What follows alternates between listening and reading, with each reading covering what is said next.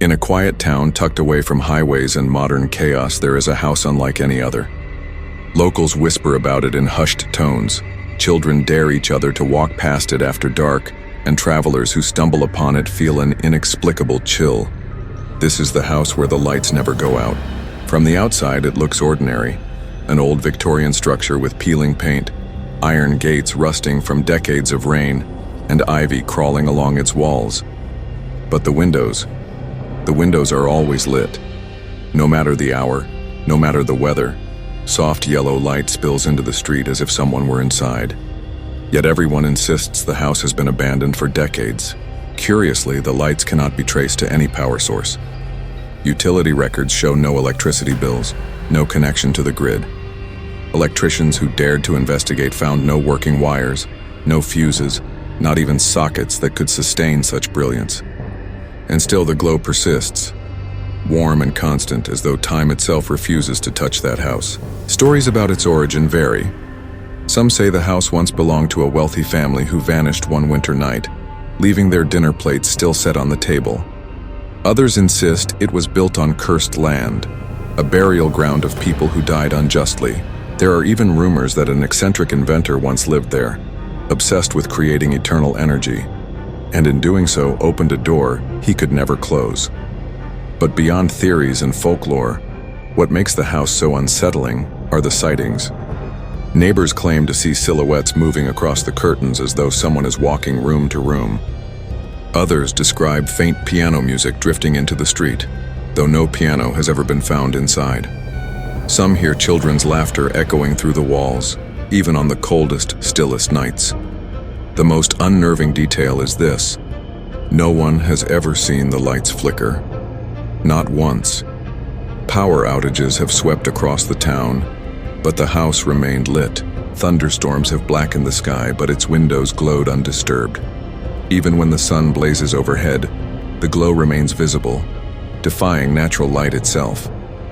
It is as if the house is not illuminated by electricity, but by something else, something alive. And yet, despite the fear it inspires, the house attracts people. The human mind, after all, is drawn to mysteries. Some believe answers lie within, while others want only the thrill of standing at the threshold of the unknown. But those who cross its gates rarely return the same. Some fall ill, plagued with nightmares of endless corridors lit by golden lamps. Others vanish entirely, swallowed by the glow.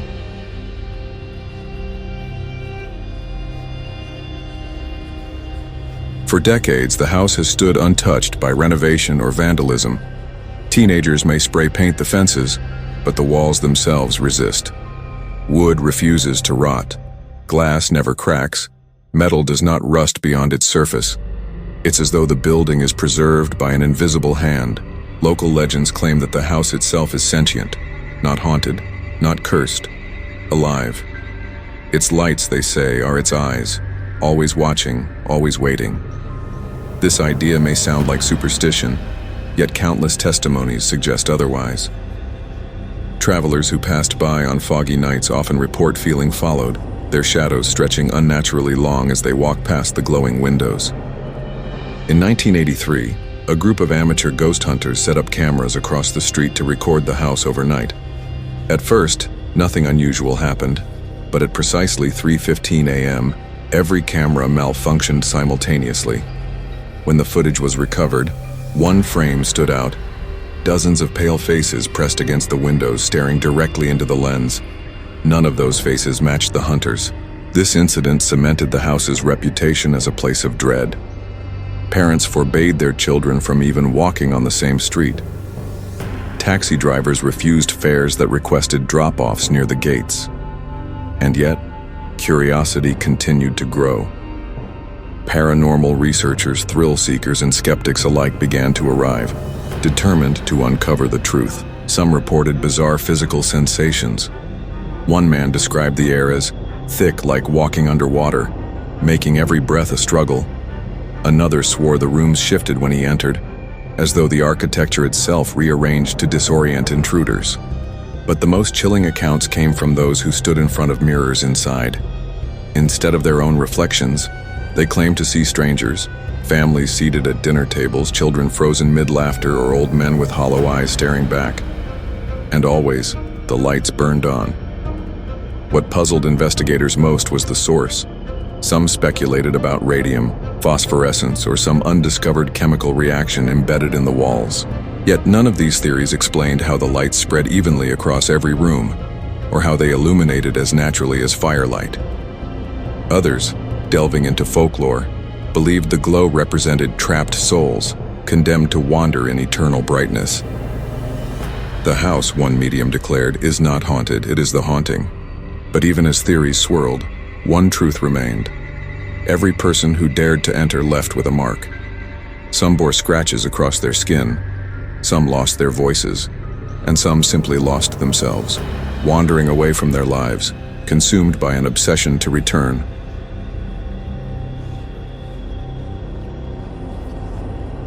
The house's strange endurance across time began to raise suspicions that it was more than just a haunted relic. It was a prison. Several historians studied old town records and discovered unsettling patterns.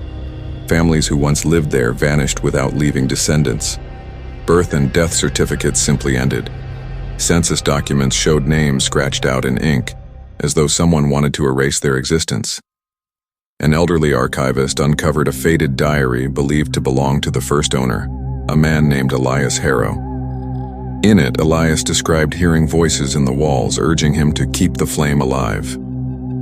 He wrote of nights when his children complained about shadows moving in their rooms, shadows that did not belong to anyone in the family.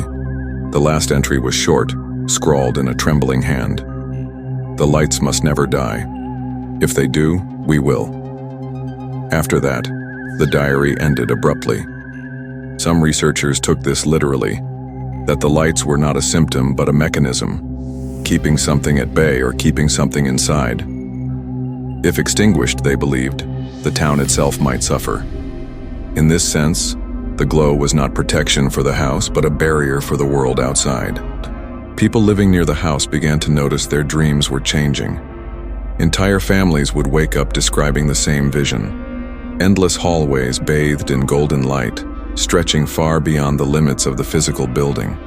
Some claimed they saw doorways leading into other realms, places filled with mist, strange whispers or figures that vanished upon approach. The dreams were so vivid that several residents moved away, unwilling to live under the influence of such a place. But others, drawn by the lure of hidden knowledge, sought the dreams intentionally. Occult practitioners began gathering outside the gates, convinced that the house was a nexus, a meeting point between dimensions. Some performed rituals trying to communicate with whatever powered the glow. Neighbors reported seeing fire circles and hearing chants at midnight. And while the rituals never extinguished the lights, participants often vanished shortly afterward, as though the house had claimed them for its own. The more people disappeared, the more the house fed its legend. It was no longer just haunted, it was hungry. The turning point came in the early 2000s when a group of scientists attempted a controlled study of the house. Unlike paranormal investigators, they brought advanced equipment, electromagnetic scanners, thermal cameras, and radiation detectors. Their goal was to strip away superstition and confront the truth with measurable data. For 2 days, they lived inside, cataloging everything. Their notes revealed bizarre anomalies. Temperatures fluctuated violently within the same room. Geiger counters spiked to alarming levels before returning to normal in seconds. Magnetic fields shifted unpredictably, scrambling compasses and even watches. Most unsettling was their audio equipment. When replayed, recordings contained whispers layered beneath the static, whispers that formed complete sentences. "Stay," one voice pleaded. "Join us," another hissed. But the final night shattered their skepticism. One scientist, while observing thermal readings, saw a new heat signature appear, a figure seated calmly in a chair. Assuming it was a team member, he turned on his flashlight. The chair was empty, and yet, the thermal camera continued to show the figure, unmoving, glowing with impossible intensity. Minutes later, the figure stood, walked toward the scientist, and the feed cut out. That researcher was never seen again. The remaining scientists abandoned the experiment, refusing to speak publicly about their findings. Only fragments of their data leaked online, fueling speculation. Some argued the house was a naturally occurring dimensional rift. Others believed it was sentient, feeding off human attention. But all agreed. The lights were not just illumination, they were alive. Afterward, the town sealed the street leading to the property, declaring it unsafe for passage. But barriers mean little against curiosity. People still slip past at night determined to catch a glimpse of the glow.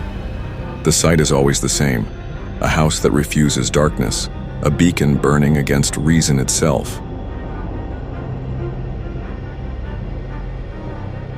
What unsettles researchers most is not what has been seen inside, but what has not. Despite endless exploration, no one has ever found a power source, or even dust, that should naturally accumulate over decades. Furniture appears pristine, as though polished daily. Photographs of former residents reappear in frames even after being removed. Objects shift locations between visits, as though someone, or something, still lives there. One chilling theory suggests that the house traps not just souls but moments. Time inside those walls does not flow as it does outside. Instead, it loops, preserving fragments of lives long gone. That would explain why explorers report hearing footsteps from people they never see, or why mirrors show families that no longer exist. The lights then might not be for the living at all. They could be the eternal replay of the past, a cycle without end. Yet the danger remains real. Survivors of overnight stays often describe physical symptoms afterward: migraines, insomnia, and a lingering sense of being watched. Some spiral into madness, obsessed with the house, sketching its corridors compulsively. Others retreat completely from society, claiming they hear voices urging them to come back. And then there are those who disappear. Police files document dozens of missing persons cases tied directly to the house. Most are written off as accidents or runaways, but locals know better. They say the house keeps what it wants. Once someone steps inside, their fate belongs to the light. As rumors grew, one terrifying question began to spread. What if the lights ever go out? Some say it would mean the spirits inside had finally moved on. Others believe it would unleash everything trapped within. The uncertainty only deepens the fear. For while the house terrifies with its glow, the thought of its darkness terrifies far more. The house where the lights never go out remains one of the most disturbing mysteries in modern folklore. Its glow endures as both a warning and a temptation, a reminder of humanity's endless fascination with the unknown. For generations, it has drawn the curious, the brave, and the reckless, offering them a glimpse of something beyond comprehension. Few return unchanged. Some never return at all. What does it mean? Perhaps the house is not about ghosts or curses, but about us. About our need to chase mysteries even when they consume us. About the dangers of peering into places we were never meant to see.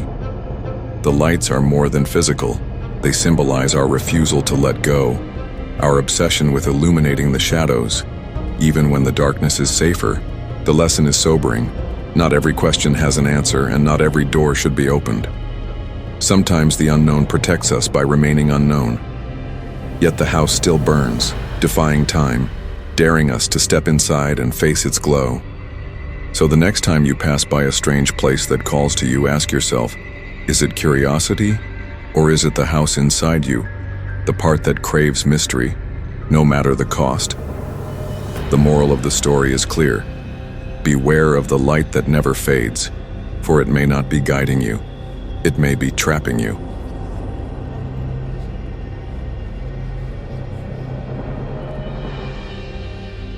Thank you for watching this video. Please subscribe to our channel and like this video. Don't forget to hit the notification bell so you never miss our uploads. Until the next video.